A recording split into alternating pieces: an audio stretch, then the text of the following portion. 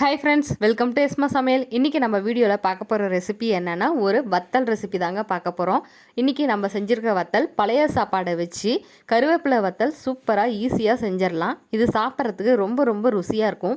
இது எப்படி செய்யலான்னு பார்க்குறதுக்கு முன்னாடி நம்மளோட ஒவ்வொரு சப்ஸ்கிரைபர்ஸ்க்கும் நான் ரொம்ப ரொம்ப தேங்க்ஸ் சொல்லிக்கிறேன். அதே போல் இது வரைக்கும் நம்மளோட சேனலை சப்ஸ்கிரைப் பண்ணாத நண்பர்கள் ப்ளீஸ் சப்ஸ்கிரைப் பண்ணிக்கோங்க. அப்போ தான் நாங்கள் போடுற எல்லா வீடியோஸுமே உங்களுக்கு உடனுக்குடனே நோட்டிஃபிகேஷனாக வரும். இப்போது பழைய சாப்பாடை வச்சு எப்படி கருவேப்பிலை வத்தல் செய்யலாங்கிறத பார்க்கலாம். அதுக்கு தேவையான பொருட்களை முன்னே பார்த்துடலாம்.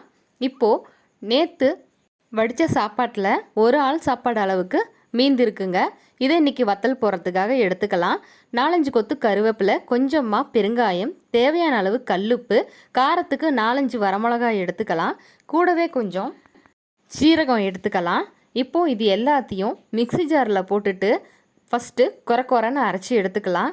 இப்போ பார்த்தீங்கன்னா நம்ம மிக்ஸி ஜாரில் போட்டுட்டு நல்லா இந்த மாதிரி கொரன்னு அரைச்சி எடுத்துகிட்டு வந்திருக்கோம். இதில் நம்ம எடுத்து வச்ச சாப்பாடை கொஞ்சம் கொஞ்சமாக சேர்த்துட்டு நம்ம ஓரளவுக்கு முறுக்கு பிழிகிற குழாயில் போட்டு பிழிகிற அளவுக்கு அரைச்சிட்டு எடுத்துகிட்டு வந்துடலாம். இதை நான் இன்றைக்கி 2 பேட்சாக போட்டு அரைச்சிட்டு எடுத்துகிட்டு வந்திருக்கேன். நல்லா மிக்ஸ் பண்ணிடாச்சு. நம்மளோட மாவு சூப்பராக ரெடி ஆகிடுச்சு. அதாவது வத்தலுக்கான மாவு சூப்பராக ரெடி ஆகிடுச்சு.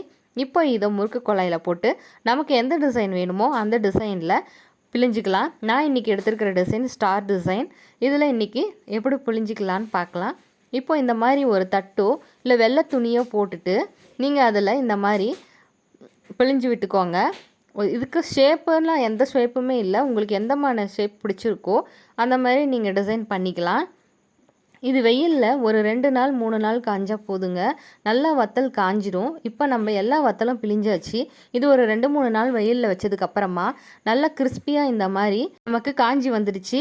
இதை இப்போது நம்ம பொரித்து எடுத்துடலாம். இப்போது வடசட்டியில் கொஞ்சமாக எண்ணெய் விட்டுருக்கேன். இப்போ நம்ம காய வச்ச வத்தலை, அதாவது நம்ம கருவேப்பிலை வத்தலை இதில் போட்டு பொரிக்கும் போது எந்த அளவுக்கு நல்லா ஃப்ளேவராக வந்திருக்கு பாருங்கள். நல்லா கிறிஸ்பியாக வெந்து வந்துடுச்சு. இதை இப்போது பொரிஞ்சதுக்கப்புறமா பிளேட்டில் மாற்றி எடுத்து வச்சுக்கலாம். கருவேப்பிலை கண்ணுக்கு ரொம்ப ரொம்ப நல்லதுங்க. இது அப்படியே கொடுத்தா சாப்பிட மாட்டாங்க. அதனால் இந்த மாதிரி வடகம் செய்யும் போது சேர்த்துட்டு செஞ்சு பாருங்கள். டேஸ்ட்டும் நல்லாயிருக்கும், வாசமும் சூப்பராக இருக்கும்.